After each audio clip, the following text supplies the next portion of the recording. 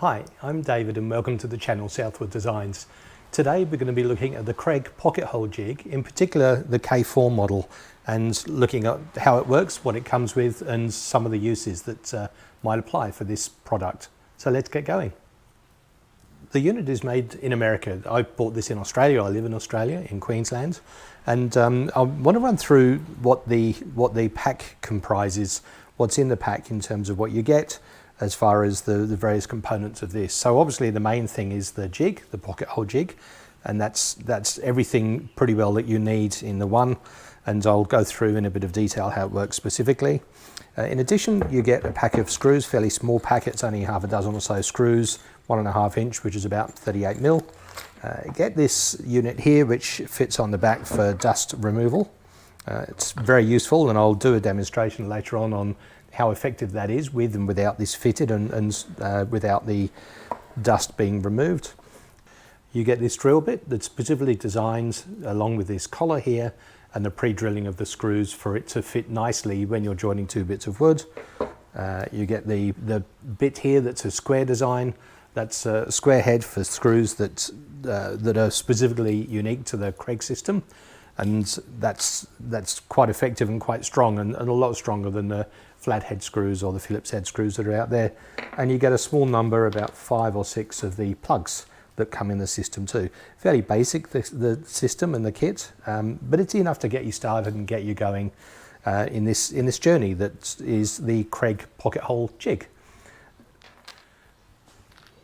What I would suggest when you're first embarking on this journey is to buy one of these packs of screws. It's a pocket hole project kit, a screw project kit, and it comes with a number of screws of different sizes and different types in a handy little plastic case. Inside, and also on the outside for that matter, is a little table that shows you what size timber that you're joining together, and therefore what size screw you need, what size jig settings you need as well. And again, as I said before, we'll go through those. There are two main types of screw. There's a fine thread, which is used for hardwoods, and then there's a coarse thread that's used for softwoods like pines and so on. And those are two of the same size. They're both 32 mils, which is 1.25 inches in the old language. And again, in this pack, you get two lots of fine thread screws, a 25 mil or a 1 inch and a 32 mil. And then in the coarse thread, you get a 64 mil, and that's got this blue coat finish, which is for outside use, and also 32 mil and 25 mil in this set. I think it's very worthwhile getting these, because you will, as you start to use this, you'll find that you'll discover a whole number of ways that you can use the pocket hole jig to be able to join bits of wood together effectively. So let's move on with the next step. So when you're using the Kreg pocket hole jig, the first thing to do is look at the size of the timber that you're screwing through. And in a lot of cases, I'll use timber that's about 18 mils. This is made in America, but this is for Australian markets, and therefore it's in metric. But the first step is to look at the size of the timber that you're using, which, as I said, is often 18 mils. And this adjustable plate moves up and down. And what you need to do is set this on the thickness of the timber that you're screwing or drilling into, first of all. So 19 is near enough 18. It's in increments of 3, as you can see, or thereabouts, 3 and a bit. There's a screw at the back here that will lock in and set that so that it holds firmly in place for that particular 19 mils. And that's the first step, to be able to set the size of the timber that you're using and you're drilling into. And this just lifts this up or down. I'll just release this again and loosen it. But this just lifts it up or down depending on the size of the timber that you're using. So you can see that it's quite flexible and quite adjustable. You can screw timbers together between the size of about 12 mils right through to 38 mils. So about 1/2 inch right through to 1.5 inches. That's the range that this covers. So I'm going to screw this in at 19 mils, which is my commonly used one. And then I'll put the dust collection on the back, because that will be used when we get to a demonstration, like so. It makes a huge difference, as I said before. So once you've set this rear block to the 19 mils, in this case, you then need to set this section here too, which is for the drill bit. And so what you do is you line the collar up into the corner here and make sure it's in firmly. And you've loosened the drill bit at this point, and you can see that it moves up and down. What you need to do is set the collar of the drill bit to the corresponding measurement that you did on this section just here. So in this instance, we need to set it to 19 mils. So what I'm going to do is just get it in position there, and then I'm just going to tighten it while it's in place with the Allen key, and then I'll take it out and tighten it firmly. And that's what you need to do to be able to ensure that when you're drilling into the timber, it goes just enough through that piece of timber that it doesn't quite break through to the bottom as it sits in this this space here. And you can see it's just shy of the bottom of this jig, of the Kreg jig. It's a little bit tricky to see with the camera, but it is just shy of that, which means it's just not quite going to pierce the bit of timber that's sitting in the bracket just here. So what's going to happen here is as you have the timber in the press here, like so, I've done some timber before, but just for purposes of the demonstration, as you've got the timber in the press, like so, and again you need to adjust for the thickness of the timber, so we'll do that while we're here, and that'll hold the timber tightly up against the back of the jig so that when you drill the hole it doesn't move at all, which is quite important.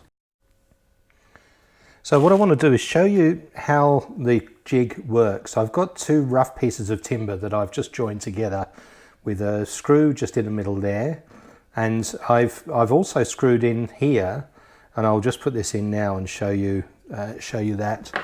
But then what I did, once I'd screwed it in and removed the screw, I then cut away the side so that you can see how it looks. So I'm just going to put this into place.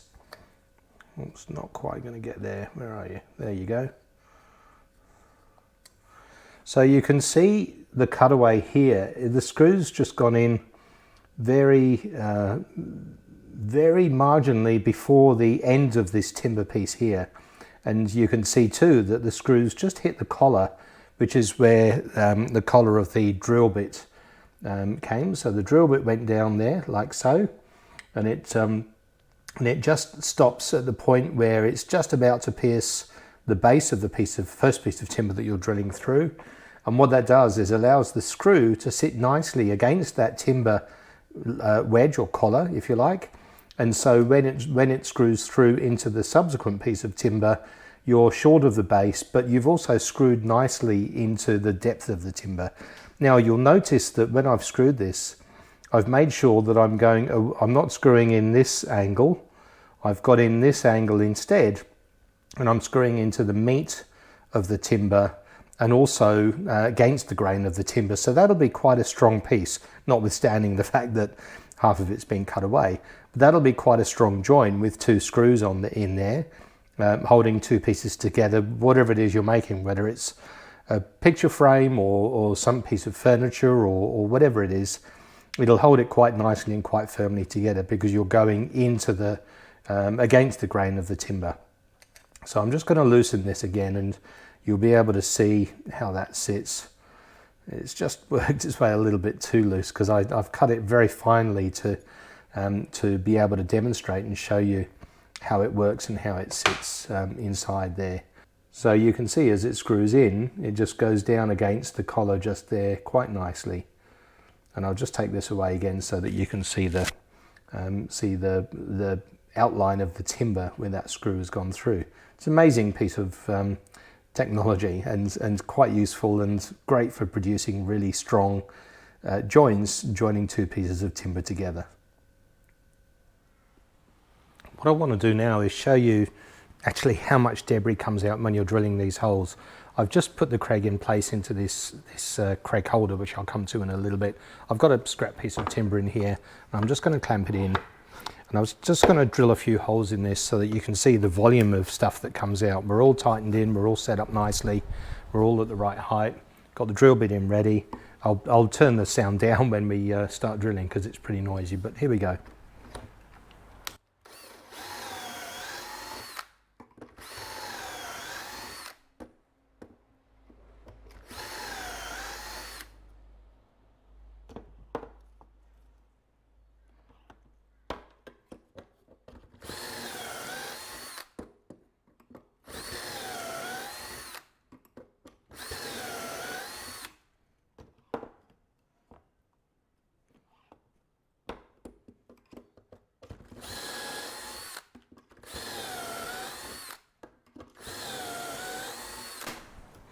As you can see, there's a whole lot of sawdust that's come out, and it's gone everywhere. It's all over the floor, all over the bench. And so the vacuum piece that fits on, which I won't put on yet because I need to just clear this lot up first, but this bit that fits on nicely just takes all of that away. That's the first benefit, which is a huge benefit. But then the second benefit is that when this is on and the shop vac is turned on, it's actually pulling, obviously, the dust through the holes, but it has the effect of sucking the timber into the back against this back plate as well. Not that it matters so much when you're putting this clamp on to hold it in place, but it does create a fair bit of pressure to hold the timber in place as well, which is a good advantage.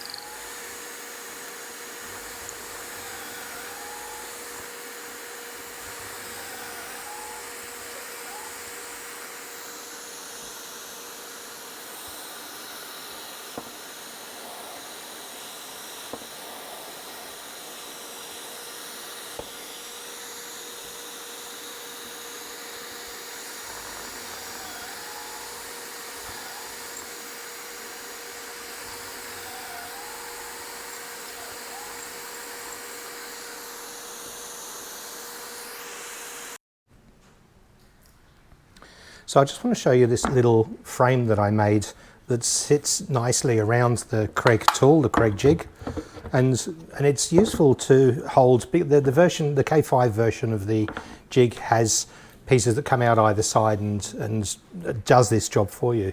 But I've got the K4 version, which is a notch down. And so what I've done is built this nice little piece out of a few pieces of scrap timber that I've got, and it's actually held together with Kreg screws, as you can see just here. So I've screwed it together, screwed and glued through the back there, and this basically sits nicely, or the Kreg jig sits nicely inside, and you can clamp it down. Excuse me, and you can clamp it down. And basically, when you're putting a piece of timber across, like so, that's wider than just a thin piece, and I'll just quickly grab one now. Here's one that I prepared before. It's the one that's got all the holes in it, the Kreg holes. So you can put that on, and that sits nicely on there, however wide that piece is, so that it's nice and flat, and you can clamp it in place like so, and you know it's going to sit nicely and firmly across and evenly, so that when you're drilling the holes, they're at 90 degrees to the piece of timber that you've got in here. Didn't take long to make. As I said, it's a few scrap pieces of pine. I've just finished it off with rounded edges with a router, Kreg screws inside to join it together, and it's just a useful additional tool to make life a little easier with this K4 Kreg jig. So that's it. That's a review on this Kreg jig. I hope you found it useful. I hope you found it interesting. There's a lot of videos out there on the Kreg system, direct from Kreg themselves, and a whole lot of other woodworkers and hobbyists have done videos on the Kreg system. Hopefully I've brought you something just a little bit different to some of the other Kreg videos that are out there on the marketplace, and hopefully this will help you in making a decision when you're going to buy something useful like this Kreg jig. As before, please like and subscribe if you've liked what you've seen, and feel free to pass this video or pass details of the channel on to anyone that you know that you think might enjoy some of the things that I'm bringing to you on tools and ideas and suggestions for woodworking around the sheds, the workshop, the garage, as I'm doing here. And thank you again for watching, and see you at the next video. Cheers.